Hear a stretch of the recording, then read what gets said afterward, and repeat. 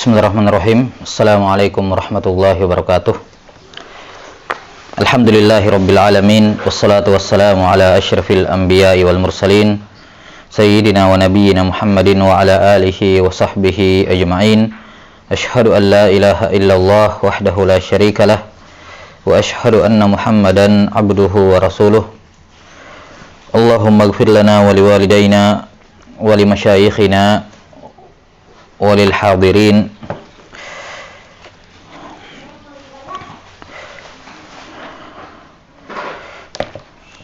Naam, nuwasil fi qiraatina li kitab Nukhbatul Fikar lil Hafidz Abil Fadl Ahmad bin Ali bin Hajar al-Asqalani rahimahullahu taala al-mutawaffa sanah 852 min al-Hijratin Nabawiyah. Kemarin kita ulang ya materi kemarin karena sedikit kemudian terputus. Ya. 6. Terakhir pada pembahasan al-imba. Qala rahimahullahu taala, masih dalam siyag al-ada, wal imba'u bi ma'na al-ikhbari illa fi 'urfil mutaakhirina fa huwa lil ijazati ka'an. Kata beliau, kalimat amba'ana itu semakna dengan ikhbar, yakni di kalangan ulama al-mutaqaddimin. Kalau seorang murid mendengar, seorang murid yang membaca, kemudian guru yang mendengar, maka si murid bisa mengatakan kata akhbarona atau amba'ana. Kalau mereka rame-rame, kalau sendiri akhbaroni atau amba'ani. Jadi amba'ana dengan akhbarona itu sama, yakni jika murid yang membaca dan guru yang mendengar. Ini fi urfil mutaakhirin. Fi urfil mutaqaddimin. Kata beliau, illa fi urfil mutaakhirina fahuwa lil ijazati ka'an. Ya. Kecuali pada istilah yang berkembang di kalangan mutaakhirin, maka amba'ana itu bermakna ijazah, sama seperti an. Taib. Jadi kalau kita mendapati dalam sanad-sanad mutaakhirin, semisal sanad-sanadnya Al-Hafidz Ibnu Hajar rahimahullah ke belakang, didapati di situ kalimat amba'ana, ya, kalimat amba'ana, maka yang dimaksud dengannya adalah ijazah, bukan sama dengan akhbarona, karena itu hanya berlaku di kalangan mutaqaddimin. Adapun di kalangan mutaakhirin, kata amba'ana ini bermakna ijazah. Kemudian di sini juga dipetik faedah bahwa an di kalangan mutaakhirin juga bermakna ijazah. Sementara di kalangan mutaqaddimin, an ini sudah berlalu di pembahasan al-mudallas dan juga al-mursal al-khafi, kita isyaratkan, dan akan datang setelah ini bahwa an di kalangan mutaqaddimin itu mahmul alal ittisal, yakni mahmulun alas sama. Ya, mahmul alas sama dengan syarat, ya, bisyarat al-mu'asarah wa ayyakuna rawi ghaira mudallis. Taib. Nah, jadi adapun di kalangan mutaakhirin, maka an bermakna ijazah. Jadi kalau ditemukan di dalam sanad-sanad an fulan dalam sanad yang panjang an semuanya, maka ini maknanya semua diriwayatkan secara ijazah, bukan dengan as-sama. Taib. Kemudian juga kemarin kita sebutkan masalah quri'a alaihi wa ana asma. Ya, kita sudah sebutkan bahwa kalimat quri'a alaihi wa ana asma ini di kalangan mutaakhirin atau kalimat quri'a alaihi wa ana asma ini asalnya digunakan ketika orang lain yang membaca, kita yang mendengar. Adapun kalau kita yang membaca kepada guru, maka kita menggunakan akhbarona kalau rame-rame. Kalau saya sendiri, saya katakan akhbaroni, ya, atau qara'tu alaihi, ini saya yang membaca.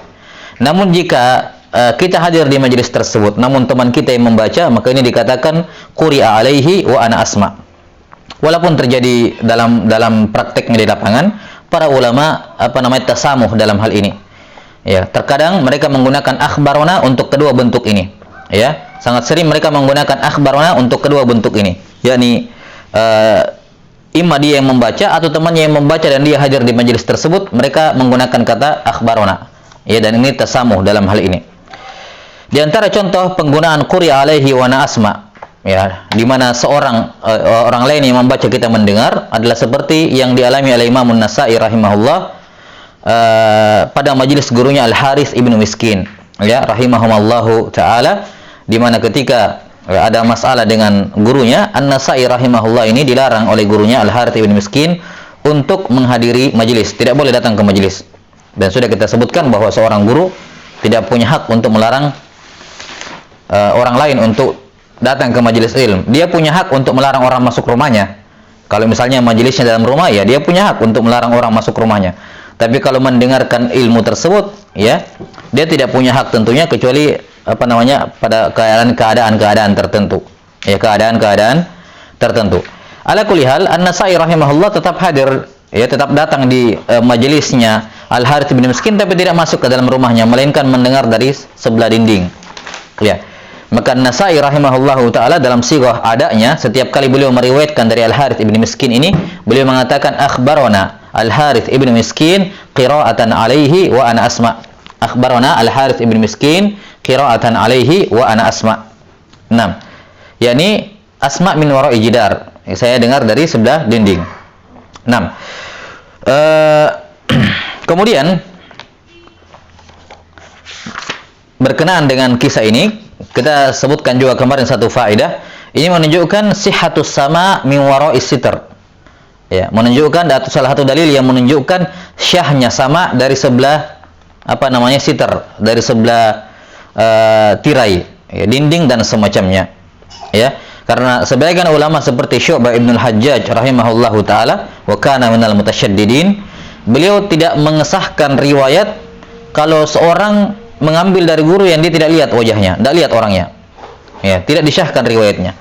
Dan ini adalah qaul yang dhaif yang disanggah oleh Imam Al-Hafidz Al-Iraqi rahimahullahu taala dalam Alfiyahnya, ya, berdalilkan dengan kata beliau hadis ummina, ya, hadis Aisyah radhiyallahu taala anha, di mana beliau menceritakan hadis kepada para sahabat, ya, kepada Abu Hurairah radhiyallahu taala dan sahabat yang lain, dalam keadaan mereka tentunya tidak melihat, ya, sosok dari Aisyah radhiyallahu taala anha, yakni Aisyah radhiyallahu anha di dalam rumahnya, dan Abu Hurairah atau sahabat yang lain berada di luar, atau mungkin untuk menunjukkan bahwa syahnya riwayat seorang yang tidak melihat gurunya. Ya, jelas sampai sini, ya. Dan apa yang diamalkan di sini oleh Al-Harits bin Miskin juga demikian keadaannya. Nah, dari sini para ulama kontemporer kemudian mengkiaskan, ya, atau berdalil dengannya untuk menyatakan sihhatus sama al-hatif masalan, lewat telepon. Ya. Dan ada pembahasan di kalangan ulama terdahulu masalah akad jual beli jarak jauh, ya. Kalau zaman sekarang kan chat atau telepon dan semacamnya, tapi di fikih disebutkan dalam buku-buku fikih, kalau ada dua orang yang saling jual beli dan masing-masing berada di antara bukit yang berbeda dan saling teriak satu sama lain dan mereka mendengarkan, mereka membuat akad jual beli saling teriak dan mereka saling mendengarkan, ya, artinya bukitnya kalau kita mau ketemu, tapi jaraknya masih bisa kedengaran suaranya, ujung bukit puncak dengan puncak. Nah, seandainya dan mereka pastikan itu suaranya, maka syah akadnya walaupun jarak jauh. Ya, ini dijadikan makhraj oleh para ulama di zaman sekarang untuk mengesahkan jual beli jarak jauh seperti itu. Ya, maka itu syah tanpa melihat, tanpa saling melihat, akad jual belinya syah tanpa melihat. Mereka hanya mendengarkan dari jarak jauh, dan ini menunjukkan syahnya halal, walaupun ini sekedar istinas, ya, sekedar istinas. Wa illa perbedaan antara akad dengan riwayat tentunya beda. Cuman ini istinas menunjukkan bahwa syahnya riwayat hanya dengan mendengarkan suara selama dipastikan dan diyakini itu adalah suaranya si fulan. Suaranya apa? Si fulan. Nah, karena itulah mendengarkan riwayat melalui telepon masalan atau lewat internet dan semacamnya, ini sihhatus sama. Ini dianggap sahih samanya bisyarat abral bas al-mubashir. Tentunya selama dengan syarat harus live, tidak boleh rekaman. Ya, tidak boleh rekaman, dan tidak ada masalah dengan adanya buffering yang sebentar, buffering yang tidak terlalu lama, atau ada delay pada suara. Itu perkara yang maklum. Orang juga kalau berbicara jarak jauh ada jedanya untuk sampai suaranya ke yang satu. Itu pasti ada. Jadi dalil ini atau kisah An-Nasa'i, demikian pula Aisyah radhiyallahu taala anha bersama dengan para sahabat, dijadikan dalil untuk menetapkan sihhatus sama abra sitr, ya, dan kemudian ditakhrij darinya oleh para ulama mu'asirin akan sihatus sama melalui apa? Melalui sarana telekomunikasi modern, ya, dengan syarat tadi, dengan syarat harus mubasyir. Taib. Kita kembali. Qala rahimahullahu taala wa an'anatul mu'asiri mahmulatun 'alas sama'i illa minal mudallis. Ini sudah kita sebutkan bahwa an-anah di kalangan mutaakhirin itu bermakna ijazah. Nah, bagaimana dengan an-anah di kalangan mutaqaddimin? Qablahu an-anah adalah hadis atau sanad yang padanya terdapat perawi menggunakan sigah an. Ya, menggunakan sigah an. Siyagul ada itu ada 3 bentuk. Secara umum siyagul ada itu ada 3 bentuk. Yang pertama ada siyag at-tasrih bis sama, yang tegas menunjukkan dia mendengar. Misalnya sami itu akhbarona, haddatsana dan semacamnya. Ya. Kemudian yang kedua ada siyag al-ada yang at-tasrih bi adamis sama, yang tegas menunjukkan tidak mendengar. Misalnya ruya lana atau dzukira lana, ya. Dzukira lana atau ruya an fulan dengan siga al-majhul. Ini jelas failnya tidak disebutkan. Itu tasrih bi adamis sama.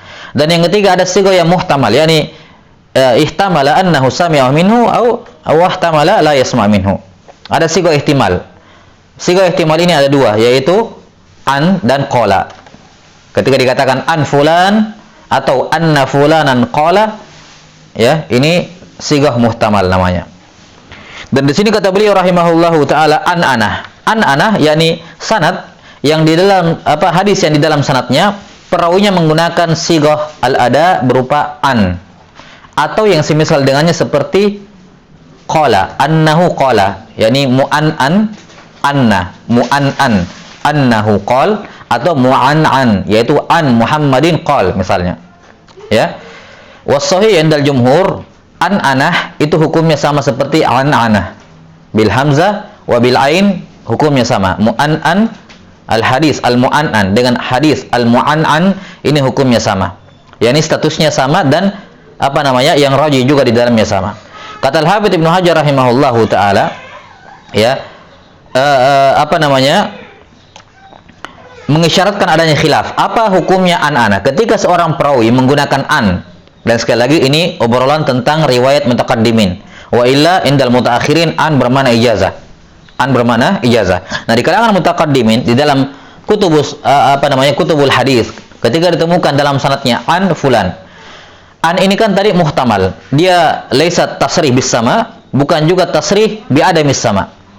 Dia muhtamal. Nah, dia dibawa ke mana an ini? Apakah diarahkan kepada al-aslu fihi annahu muttasil? Ya, hatta yasbuta khilafuhu, asalnya an dibawa kepada hukum muttasil sampai nampak kebalikannya, atau sebaliknya al-aslu fihi ada al-inqita', asalnya munqati sampai datang bukti yang menunjukkan dia mendengar. Nah, di sini khilaf di kalangan para ulama. Kata beliau wa an-anatul mu'asir, an-anah kalau diucapkan oleh seorang yang semasa dengan orang di atasnya, ini syarat yang pertama. Jadi antara si rawi dengan orang di atasnya yang dia pakaikan an Zaid, misalnya Zaid, ya, saya dengan Zaid, saya katakan an Zaid, ya, dipersyaratkan saya dan Zaid harus muasir. Apa yang dimaksud dengan muasir di sini? Yakni usia saya memungkinkan untuk mendapati masanya dia, ya, di mana dia meninggal dalam keadaan saya usia saya memungkinkan untuk sama dari dirinya. Ya, muasir satu masalah. Beda kalau misalnya dia meninggal saya masih usia 2 tahun. Nah, ini kan ghairu muasir namanya. Dia meninggal saya usia 5 tahun dan normalnya orang-orang di masa itu misalnya tidak ada rihlah di usia 5 tahun misalnya. Nah, ini jelas ghairu muasir. Ya, muasir misalnya dia meninggal pada usia saya sudah 15 tahun. Nah, ini memungkinkan saya sama dari dirinya. Itu muasir satu masa. Kemudian selain muasir, intinya di sini al-muasir adalah imkanul liqa, imkan al-liqa, yakni mungkin berjumpa. Jadi kalimat al-muasir di sini kalau mau kita tadqiq, kita detailkan ibaratnya, al-mu'asir di sini tidak cukup kalau cuma satu masa, tapi juga dipersyaratkan mungkin berjumpa, yakni walaupun satu masa, kalau satunya di kutub utara, satunya di kutub selatan, ini perkara yang mustahil atau hampir mustahil di zaman dahulu. Ya kan begitu, di zaman dahulu itu tidak mungkin untuk berjumpa walaupun satu masa. Maka kalimat mu'asir di sini yakni maklum bahwa yang diinginkan dengan mu'asir bukan sekedar satu masa, tapi juga memungkinkan berjumpa dari dari sisi tempat tinggal mereka. Misalnya Basra dengan Kufah, tetanggaan, ya. Atau kalau kita lihat di zaman dahulu, ya, petarihlah para ulama, ya, petarihlahnya mereka, jalurnya kemana-kemana itu ketahuan, maksimalnya berapa. Nah, kalau sudah lewat daripada itu, ini sudah dianggap berat untuk berjumpa, ya. Walaupun ada tetap kalau kita mau secara aklan bisa berjumpa, tapi secara urf ini la yumkin al-liqa, ya, tidak mungkin berjumpa atau berat untuk berjumpa. Mereka yang seperti ini tidak dianggap mu'asir. Jadi kalimat mu'asir di sini, perhatikan, wa anatul mu'asir ini tidak hanya merujuk kepada satu masa, tapi juga merujuk kepada kemungkinan berjumpa. Ini syarat yang pertama untuk an'anah. Ya, kata beliau, wa anatul mu'asir. An'anah kalau diucapkan oleh orang yang satu masa, maka mahmulatun alas sama. Sekali lagi saya katakan satu masa, yakni mungkin berjumpa. Ya. Kata beliau, an'anah kalau diucapkan oleh al-mu'asir, ya, maka diarahkan kepada as-sama, yakni al-aslu fihi al-ittisal. Illa minal mudallis, kecuali kalau si pelaku an'anah yang mengucapkan an ini seorang mudallis. Sudah berawal dari pembahasan mutadlis, bahwasanya mudallis kapan dia pakai an maka tidak diterima riwayatnya. Ya, kapan mudallis tidak menggunakan kapan mudallis tidak mentasrih bis sama dengan semua bentuk-bentuk tasrih bis sama, maka tidak diterima riwayatnya, yakni dihukumi munqati riwayatnya mudallis ini. Taib. Jelas ya? Jadi menurut pendapat yang pertama ini bahwa kapan ada perawi menggunakan an, maka dicek dua perkara. Yang pertama, apakah si perawi ini mudallis atau bukan. Kalau dia mudallis, sudah, ini munqati, ini tidak diterima riwayatnya. Tapi kalau dia bukan mudallis, maka kita lihat syarat yang kedua. Ini dia sama gurunya dalam sanad ini, apakah imkanul liqa atau tidak. Dan imkanul liqa yang dicek dua perkara. Yang pertama tarikh, dan yang kedua tempat tinggalnya. Ya, tempat tinggalnya. Jelas sampai sini ya. Nah, kalau terpenuhi dua-duanya, maka an'anahnya dianggap muttasil sampai ada bukti yang menyatakan sebaliknya. Sampai ada bukti yang menyatakan sebaliknya. Taib. Waqilah, pendapat yang kedua. Yushtaratu subutul liqa'ihima walau marratan wa huwal mukhtar. Ya. Dan ada yang berpendapat dipersyaratkan keduanya, yakni yang mengatakan an'anah, si murid dengan gurunya itu harus subutul liqa'ihima walau marrah. Harus ada penegasan, ada bukti yang nyata bahwa dia pernah berjumpa dengan gurunya walaupun satu kali. Yani dia pernah mendengar hadis dari gurunya walaupun satu kali. Kalimat liqa di sini bermakna as-sama.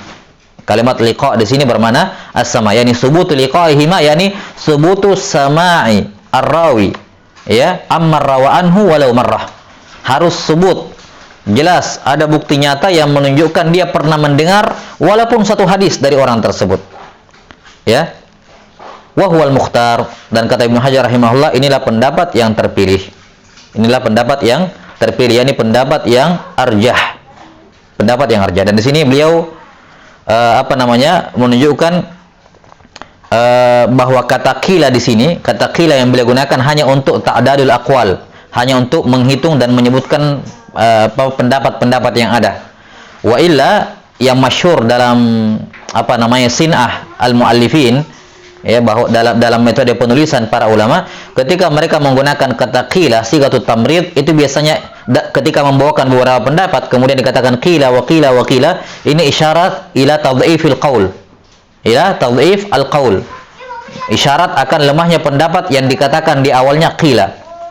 Namun di sini Al-Hafidz Ibnu Hajar rahimahullah tidak menggunakan kila di sini bukan dengan kebiasaan tersebut, di atas makna kebiasaan tersebut, melainkan hanya sekedar menyebutkan akwal, qila wa qila misalnya. Ya, jadi tidak menunjukkan, tidak ada tarjih.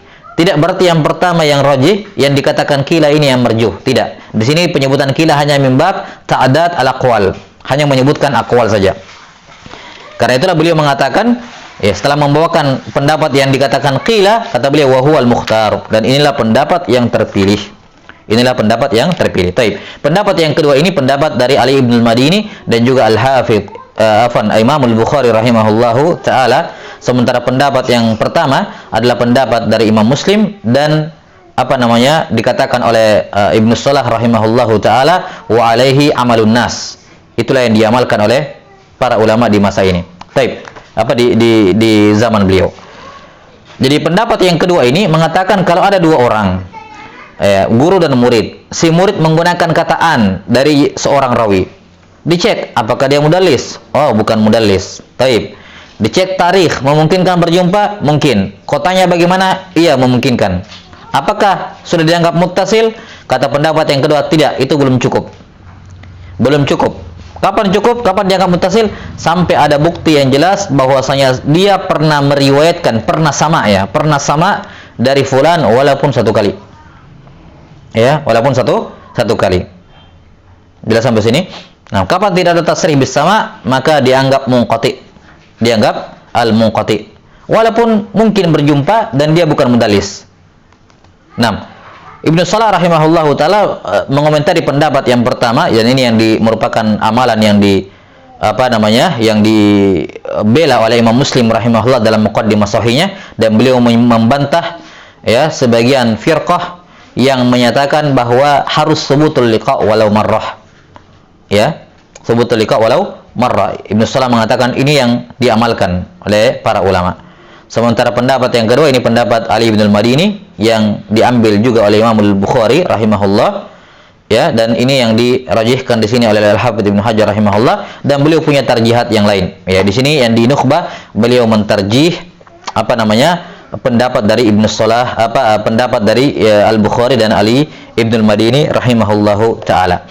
Ya, dan ini sudah pernah kita sebutkan kan ketika menyebutkan asahul hadis, ya, maratibus sihah dari sudut pandang kitab. Kenapa Bukhari lebih sahih dibandingkan Muslim? Karena syarat ittisalnya Sahih Bukhari lebih kuat dibandingkan Sahih Muslim. Di mana Sahih Muslim ittisalnya sekedar berpatokan pada pendapat yang pertama. Yang penting bukan mudallis dan bisa berjumpa, kemungkinan berjumpa sudah muttasil menurut Imam Muslim. Sementara Bukhari mengatakan tidak cukup itu sampai ada bukti bahwa dia mendengar, pernah meriwayatkan hadis dari gurunya. Karena itulah Al-Bukhari sahih Al-Bukhari asyaddu ittisalan min Sahih Muslim. Nah, ala kulli hal ini pendapat yang tajadub al-aqwal di sini, ada sanggah menyanggah dalam kedua pendapat ini. Yang jelas pendapat yang kedua yang dirajihkan oleh Al-Hafidz Ibnu Hajar rahimahullahu taala ini adalah pendapat Ibnu Al-Madini dan juga pendapat Imam Al-Bukhari, bukan hanya dalam Sahih Bukhari tapi juga di luar Sahih Bukhari. Beliau mempersyaratkan ini pada aslul ittisal. Karena itulah ditemukan dalam kitab beliau At-Tarikh Al-Kabir, beliau melemahkan, mentaklil beberapa riwayat hanya gara-gara tidak ada subutul liqa. Ya, antara si murid dengan si guru dalam sanad tersebut. Tidak ada subutul liqa walau marrah. Dan beliau melemahkan riwayat tersebut, dan itu beliau lakukan di Tarikh Al-Kabir, bukan dalam Sahih Bukhari. Menunjukkan ini adalah manhajiyah beliau, ya, dalam hadis sahih secara umum. Bukan hanya beliau persyaratkan dalam Sahih Al-Bukhari. Taib. Wallahu taala alam bissawab. Ini selesai pembahasan an-anah. Jadi kita kembali ke 10 siyagul ada itu. Beliau sudah jelaskan sami'tu wa haddatsani, thumma akhbarani, thumma wa qara'tu alaihi, thumma quri'a alaihi wa ana asma, thumma amba'ani, thumma an yang terakhir beliau sudah bahas. Berarti tersisa yang belum dibahas. Nawalani, nawalani, kemudian syafahani dan kataba ilayya. Ini tinggal munawalah, musyafahah dan mukatabah. Ini yang belum beliau bahas. Baik, sekarang kita lihat. Kata beliau rahimahullah, yang pertama kali dibahas dulu musyafahah. Ya, jadi tidak beraturan ini, ya. Di awal beliau sebutkan munawalah dulu, baru musyafahah, baru kitabah.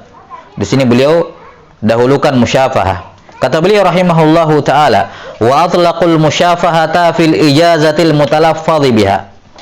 Dan para ulama mengitlakkan al-musyafahah itu untuk ijazah yang terlafalkan. Tapi sebelumnya saya lupa apa sudah saya tambah sebelumnya, bahwa di kalangan ulama mutaqaddimin itu ijazah tidak ada. Ya, di kalangan ulama mutaqaddimin ijazah itu tidak teranggap. Ya, Imam Syafi'i rahimahullahu taala tegas menolak yang namanya ijazah ini.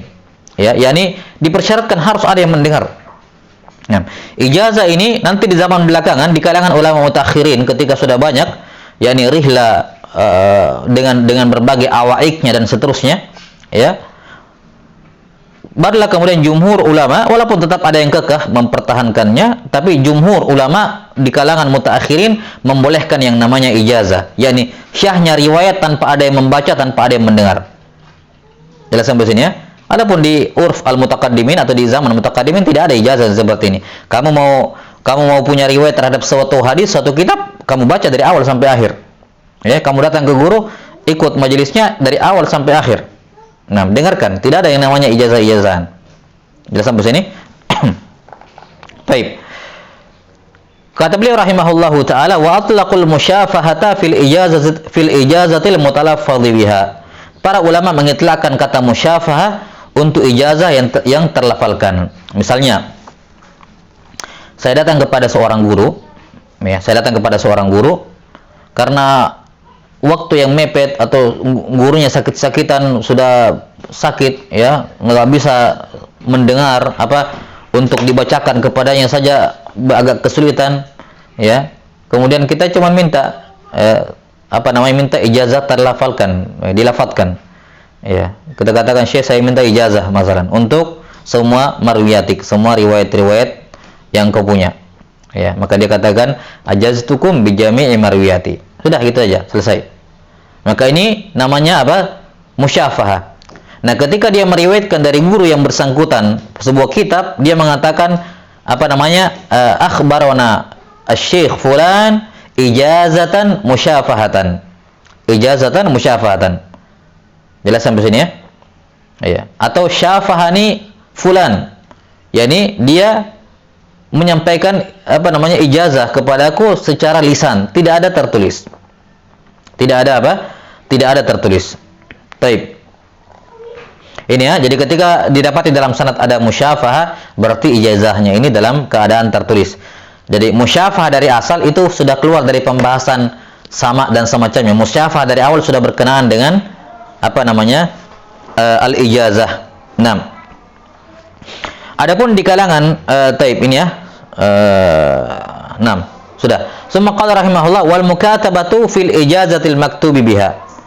Sementara ijazah yang tertulis ya, sementara al-mukatabah mereka gunakan untuk ijazah yang tertulis. Ya, ijazah yang tertulis. Taib. Ini juga di kalangan mutaakhirin. Di kalangan mutaakhirin ketika dikatakan akhbarani ya atau ajazani mukatabatan, maka jelas bahwa ini ijazahnya berupa tertulis, dikirimkan ke dia. Nah, adapun di kalangan mutaqaddimin, kalau kita dapati dalam sanad-sanad kalimat kataba ilayya, ya, dia menulis kepada saya, maka maksudnya dia tuliskan betul hadis itu. Dia menuliskan betul hadis tersebut. Misalnya dia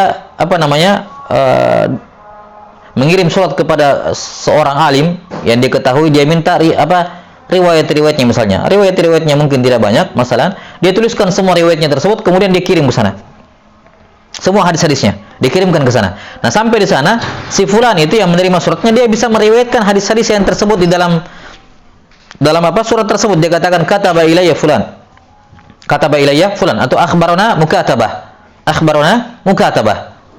Nah, dan semacamnya. Itu di zaman mutaqaddimin. Adapun di zaman mutaakhirin, ketika mereka menggunakan kata mukatabah, maka yang dimaksud di situ ijazah, yakni di surat itu tidak tertulis hadis, tidak ada hadis, tidak ada apa tertulis, cuman pernyataan memberi ijazah. Ajaztu fulan wa fulan ya bi kitab kada, dengan kitab ini masalah. Jadi tidak ada sama sekali hadis yang terdapat di dalamnya, cuman tersebut lafaz ijazah. Nah, itu dalam mutaakhirin. Di kalangan mutaakhirin ketika dikatakan mukatabah, yakni lafaz ijazahnya tertulis. Kalau yang pertama tadi kan musyafahah, yakni lafaz ijazahnya terlafalkan saja, tidak tertulis. Nah, mukatabah indal mutaakhirin yakni ijazahnya, lafaz ijazahnya tertulis. Wa indal mutaqaddimin, kalau kita dapati di sanad-sanad mutaqaddimin dikatakan kataba ilayya, yakni memang hadis-hadisnya yang ditulis, tidak ada ijazah, ditulis memang hadis-hadisnya. Jelas ya? Taib.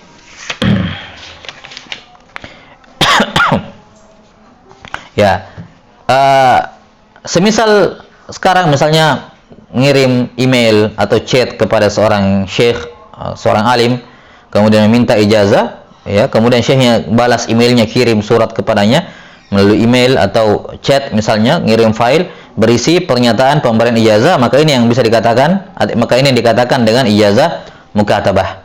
Iya, ijazah mukatabah. Atau misalnya dalam majelis dihimpun semua nama-namanya orang yang hadir di majelis tersebut, kemudian syekhnya menuliskan pernyataan ijazah dan dilampirkan di dalamnya nama-nama orang-orang yang hadir di majelis tersebut. Ini juga dikatakan mukatabah. Baik. Namanya al-mukatabah. Jadi al-mukatabah indal mutaakhirin itu indal itlaq bermakna ijazah, bukan sama. Sudah ya, jadi al-musyafahah dan al-mukatabah selesai. Yang terakhir tinggal apa? Yang beliau belum sebutkan adalah apa? Nawalani. Nah, kapan seorang rawi, kapan seorang menyampaikan sigal al-ada dengan kalimat nawalani fulan? Kata beliau, atau sebelumnya al-munawalah. Ya, munawalah itu adalah seorang guru memberikan buku kepada muridnya. Ya, memberikan buku kepada muridnya. Nih buku saya nih. Udah sampai sini? Ini buku saya. Mau dikasih gratis, nih ambil gratis, free. Atau dipinjamin, nih apa namanya? Saya pinjamkan buku ini. Kamu mau lihat-lihat, ya silakan. Ya. Atau diperjualbelikan, masalah kalau zaman sekarang dijual-belikan. Nih mau buku ini, beli. Nah, itu juga masuk dalam bentuk apa? Munawalah. Nah, apakah syah riwayat seperti ini? Misalnya ada seorang alim mencetak apa namanya riwayat-riwayatnya jadi buku, kemudian dia pergi jual, ya mahfiskal, tidak ada masalah tentunya dengan hal seperti ini. Dia menjual riwayatnya, saya beli. Nah, apakah sekedar saya beli buku ini? Tentunya kan ketika dia mencetak dan dia menjual itu kan dari apa namanya dia menyerahkan, ya, walaupun dengan qimah, dengan saman, tapi dia bentuknya juga menyerahkan, yakni ada bentuk munawalah di dalamnya. Saya ketika menerimanya ada bentuk munawalah, walaupun saya dapat dengan membeli. Jelas sampai sini ya? Maka apakah dengan sekedar membeli buku tersebut saya syah meriwayatkan apa-apa yang terdapat di dalamnya? Nah, kata beliau rahimahullahu taala, washtaratu fi sihhatil munawalati iqtiranaha bil izni bir riwayah. Harus ada izin periwayatan. Harus ada izin periwayatan. Artinya kalau sekedar begitu saja, tidak ada niat untuk memberikan riwayat, cuman memang mau jualan atau mau memberi atau cuma dipinjamkan doang tanpa bermaksud untuk memberikan riwayat ijazah kepadanya, ya tidak syah. Munawalah seperti itu tidak teranggap muttasil, kecuali kalau disertai dengan izin.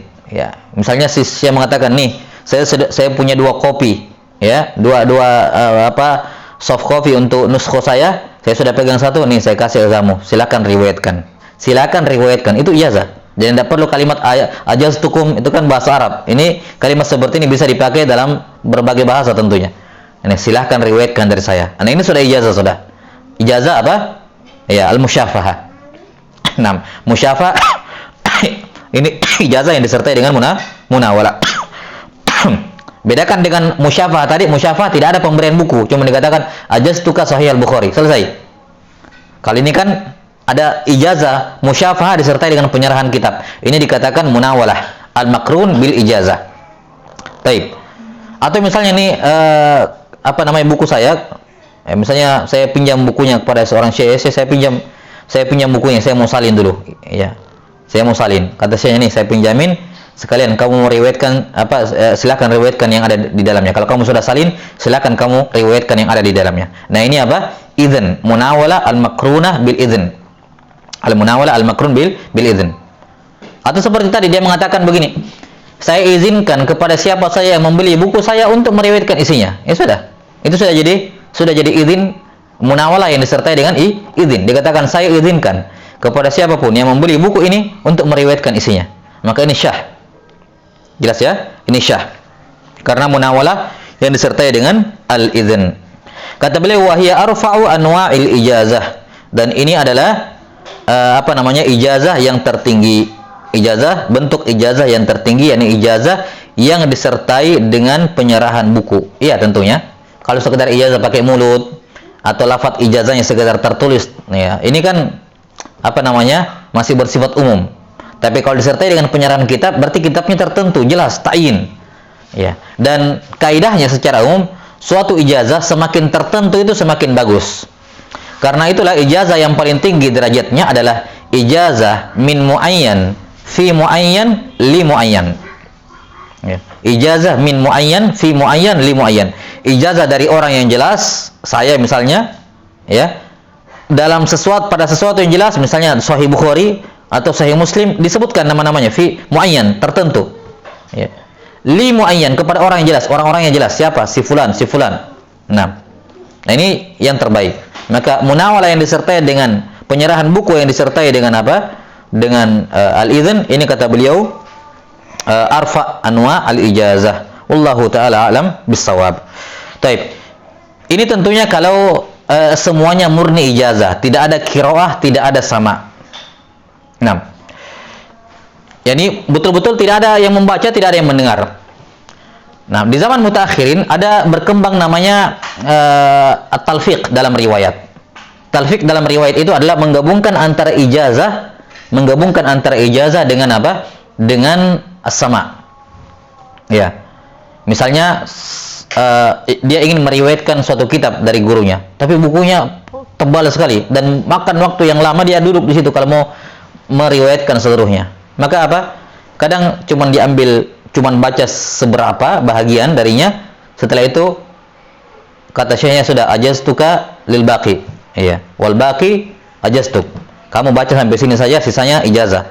Maka di sini dia menggabungkan antara sama atau qiraah dengan ijazah. Nah, ini tentunya kalau seperti ini lebih tinggi dibandingkan ijazah murni, tidak ada bacaan sama sekali. Ya. Nah, dari sinilah lahirlah satu jenis karya tulis, ya. Jenis karya tulis tersendiri di kalangan muhaddisin, mutaakhirin, ada namanya kutub al-atraf atau kutub al-awail. Ya, kutub al-awail. Ya, misalnya kitab yang terkenal Muhammad bin Said bin Sumbul, Al-Awail As-Sumbuliyah. Al-Awail As-Sumbuliyah atau Al-Arba'un Al-Ajluniyah karya Imam Al-Ajluni. Di dalamnya disebutkan 40 kitab, hadis pertama dalam 40 kitab. Ya. Sahih Bukhari innamal a'malu binniyat. Hadis Sahih Muslim cuma disebut hadisnya Jibril. Ya, hadis Jibril. Di Abu Daud tentang dalam karena Nabi sallallahu alaihi wasallam idza dhahabal madhhab abad. Ya. Kemudian dalam Sunan Nasai juga tentang tafsir firman Allah Ta'ala tentang ayatul wudu. Ya, dalam Sunan Ibnu Majah tentang ittisam bis sunnah. Semua hadis pertama di setiap kitab, ada 40 kitab disebutkan dalam Al-Arba'in Al-Ajluniyah. Ya, dalam Al-Awail As-Sumbuliyah juga demikian. Hanya disebutkan hadis-hadis pertamanya saja. Ya. Nah, seorang murid membaca buku ini kepada seorang guru, ya. Kemudian gurunya mengatakan, ya, ajaztuka ijazatan khassa li jami'i ma fi hadzal kitab. Misalnya, saya ijazahkan kepadamu dengan ijazah khusus untuk semua buku yang terdapat di sini. Yani berarti apa? Satu kali duduk dia sudah dapatkan ijazah untuk 40 kitab satu kaligus. Ya. Sehingga setiap kali dia meriwayatkan buku ini, kalau dia ingin meriwayatkan Sahih Bukhari misalnya dari gurunya, lewat jalur gurunya dia mengatakan apa? Haddatsana, ya, Syekh fulan bi awwali hadisin minhu wal baqi ijazatan. Ya, menceritakan kepada saya Syekh fulan dengan hadis yang pertama darinya, yang dari Sahih Bukhari, dan sisanya adalah dengan ijazah. Nah, ini namanya talfiq dalam al-ada. Yang seperti ini masyhur di kalangan mutaakhirin, dan itu aula, lebih utama tentunya dibandingkan murni ijazah tanpa ada sama sekali. Ya, walaupun sebagian masyayikh kami seperti Syekh Hamid Akram Al-Bukhari, ketika beliau diminta untuk membacakan Al-Awail As-Sumbuliyah, ya, beliau mengatakan ini kitab ditulis untuk al-kusala, ya, orang-orang malas, ya, yang tidak mau mengkhatamkan satu kitab, cuma ambil potongan awalnya terus sisanya ijazah. Nah, ala kulli hal tentunya ini laisa ala itlaqih, bagaimanapun karya tulis para ulama itu ada manfaatnya, dan sebagaimana yang dikatakan oleh para ulama bahwa ijazah itu pada dasarnya adalah apa namanya rukhsah. Selama dia bisa sama dari guru, maka didahulukan sama. Karena itulah sama walaupun dengan sanad yang lebih nazil itu lebih aula dibandingkan ijazah walaupun dengan sanad yang lebih ali. Sanad yang lebih ali, ya. Tidak ada masalah meriwayatkan dari jalan yang lebih nazil selama itu sama dibandingkan sanad yang lebih ali, ya, yang lebih pendek tapi sifatnya ijazah. Jelas sampai sini? Taib. Dan alasan para ulama yang menolak adanya ijazah adalah karena dikatakan fa innahu yubtilu rukhsah. Karena dengan adanya ijazah, kalau kita bolehkan ijazah, maka ini akan membatalkan yubtilu rihla, akan membatalkan namanya rihla katanya. Ya, ini kalau dibuka pintu untuk ijazah, nanti orang sudah malas-malasan rihla. Ya.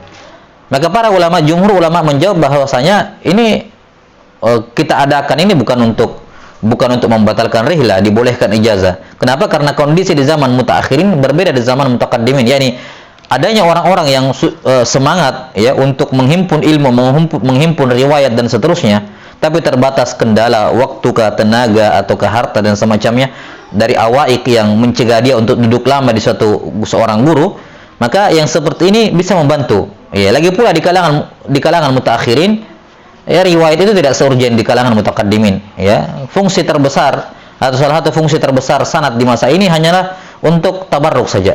Tabarrukan agar nama kita bersanding dengan nama para ulama, nama Rasulullah SAW. Kalau dibacakan nanti suatu saat di zaman-zaman belakangan dibacakan, ada namanya nyempil di situ di nama-namanya para ulama. Ya, tabarrukan dengan mereka dan untuk menjaga khususnya umat ini. Itu saja.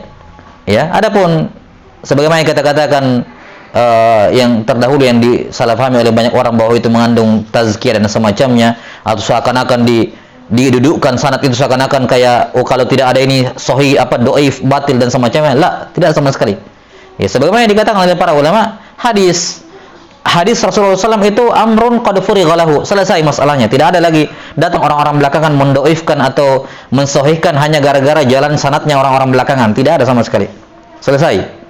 Ya, maka sanad fungsinya di zaman belakangan, ya, kata Syekh Hamid Al-Akram Al-Bukhari hafizahullah taala, mimba bitabarruk, tabarruk atau tansyid kepada para penuntut ilmu, sebagai motivasi untuk menuntut ilmu. Ya, karena ada juga yang butuh diberikan motivasi seperti itu, bahwa disertai dengan dan ini terbukti kenyataan. Kalau dikatakan majelisnya majelis syarah, kadang kurang yang hadir. Tapi kalau dikatakan syarah disertai dengan ijazah, banyak yang hadir. Nah, ini kadang bisa jadi menjadi tansyid. Tapi sekali lagi urgensi ijazah dan sanad di kalangan mutaakhirin, ya, tidak bila syak itu barakah dan tasyabbuh bil ulama, wa man tasyabbaha biqaumin fahuwa minhum, ya. Fadailnya bukan berarti juga tidak ada disepelekan, tapi fadailnya banyak, cuman tidak sampai dalam urgen menilai suatu sanad itu, hadis itu sahih atau dhaif, sudah tidak sampai ke sana. Ya, jelas sampai sini. Insyaallah taala mungkin dalam lain waktu kita akan menjelaskan tentang masalah ini, bahwa penggunaan ijazah itu sudah tidak seperti penggunaan sanad di kalangan terdahulu dengan sanad di kalangan mutaakhirin atau apalagi muasirin. Karena itu di antara kekeliruan, wallahu a'lam bishawab, di antara kekeliruan di masa ini adalah menggunakan lafaz-lafaz para ulama mutaqaddimin tentang pentingnya sanad digunakan untuk penggunaan sanad atau pentingnya mencari sanad di kalangan mutaakhirin. Ini laisa wad'ul kalam fi ghairi mawdhihi. Karena berbeda urgensinya, berbeda konteksnya. Maka tidak layak misalnya mengatakan kalimat-kalimat yang laulal isnad laqala man syaa, kemudian diitlaqkan di kalangan muasirin, berarti siapa yang tidak punya sanad bertindak ini. Enggak seperti itu tentunya.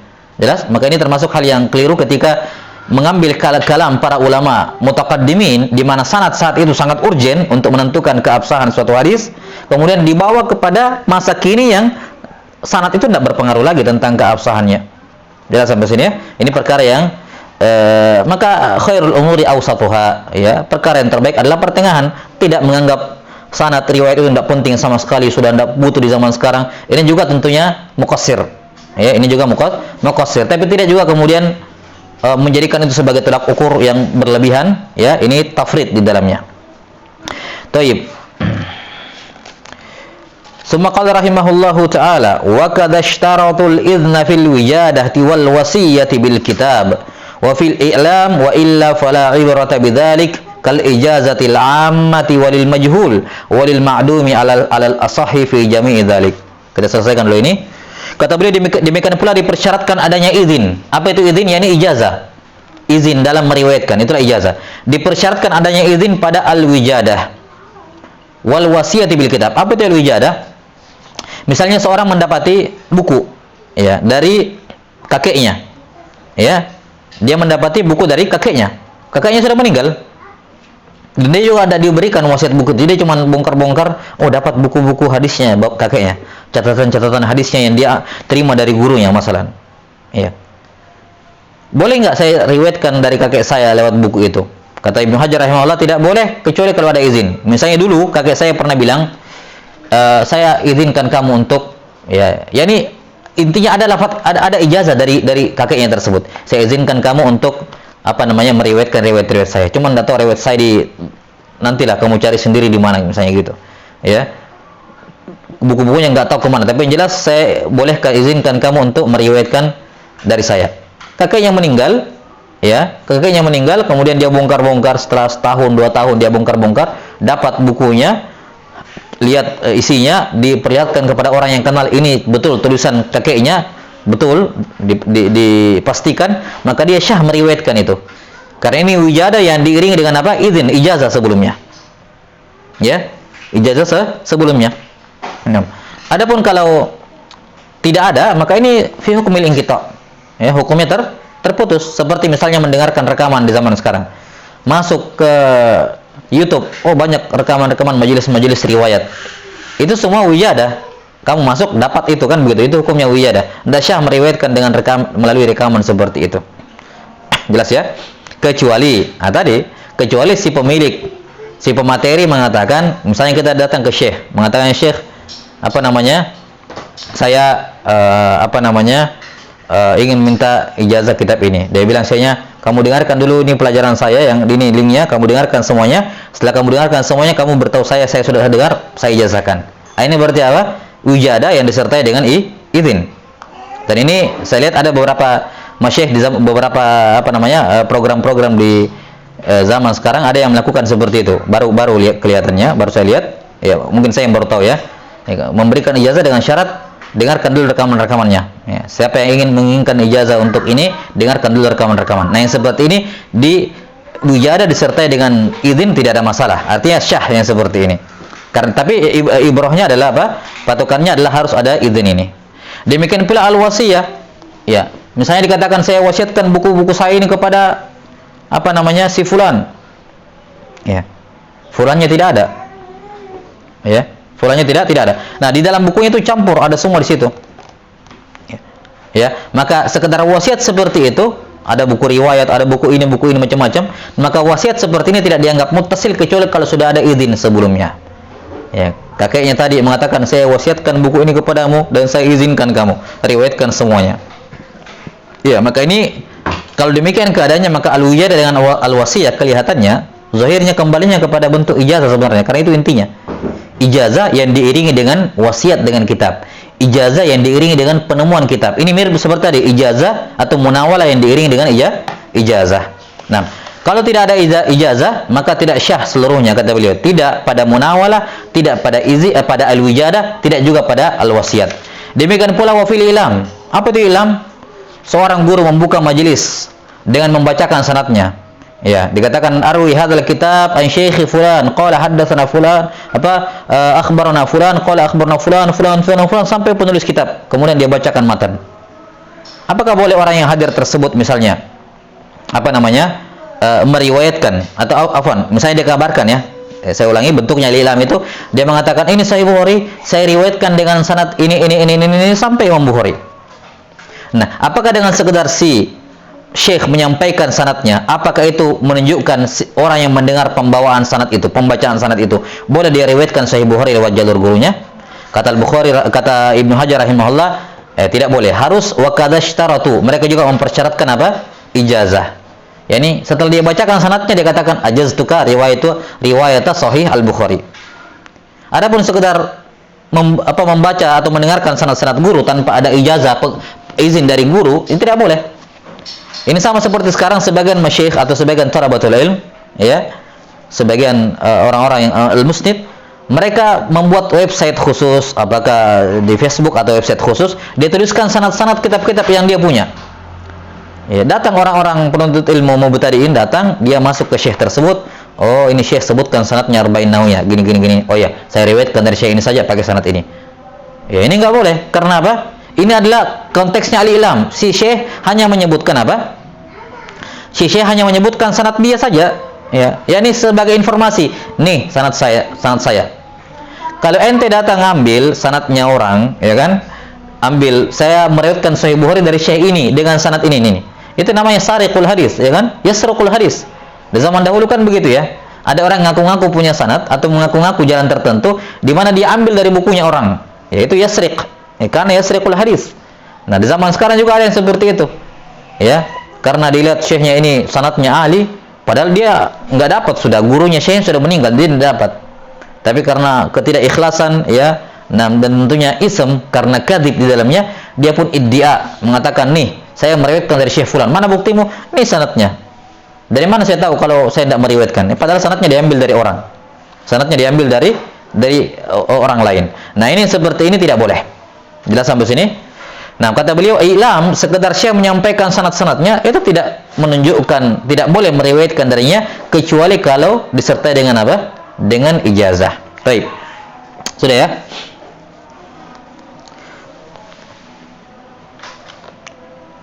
Semisal di zaman sekarang, kadang di waktu-waktu tertentu, karena ada hadis-hadis tertentu, misalnya hadis musalsalat. Hadis musalsal itu harus disampaikan di waktu tertentu, ya, dapat di hari tertentu, ya. Maka kadang syekh menulis sanad-sanadnya, misalnya musalsal bi yaumil id, masalan, hadis musalsal yang memang disampaikan di hari id, yakni ini menutup pandang tentang keabsahan musalsalatnya dan seterusnya. Intinya bahwa ini hadis sudah terbiasa dibacakan di hari id. Tapi kadang Timur Tengah dengan Indonesia beda 5 jam kan, Saudi dengan Indonesia dengan 4 jam kalau waktu Indonesia Barat, 5 jam waktu Indonesia Tengah, Saudi dari Mekah. Kadang majelisnya di sana sore masih dapat, di sini sudah maghrib, sudah keluar dari syaratnya, sudah bukan hari id, masalan. Maka kadang sisanya nulis dari awal, yakni siapa saja yang mau meriwayatkan hadis ini dari saya, nih saya tuliskan kitabnya, sanad-sanadnya beserta matannya, kemudian dia post. Dia katakan, nih siapa yang mau ngambil silakan, saya ijazahkan. Jadi orang-orang yang di timur yang tadi sebelum maghrib masuk dia ambil riwayat tersebut, ini kata mereka syah. Ya, ini dianggap sebagai i'lam yang disertai dengan ijazah. Kata beliau, wa illa, yakni kalau munawalah, wijadah, al-wasiyah dan ilam tidak diiringi dengan adanya ijazah, fala ibrata bidzalik, maka tidak dijadikan itibar, yakni tidak syah untuk meriwayatkan melalui munawalah, wijadah, wasiyah dan ilam tanpa adanya ijazah. Taib, wallahu taala alam bisawab. Nah, saya kira cukup. Ini berikutnya masalah ijazah amal, majhul dan ma'dum. Ini juga pembahasan butuh kita jelaskan sedikit. Nah, kemudian masuk ke, ya, mudah-mudahan pekan depan sudah khatam ini kitab, insyaallah taala. Nanti sambil kita sampaikan kitab selanjutnya, sambil mudah-mudahan ada waktu sepekan ini persiapkan kitab-kitabnya, kitab berikutnya. Wallahu taala alam bisawab.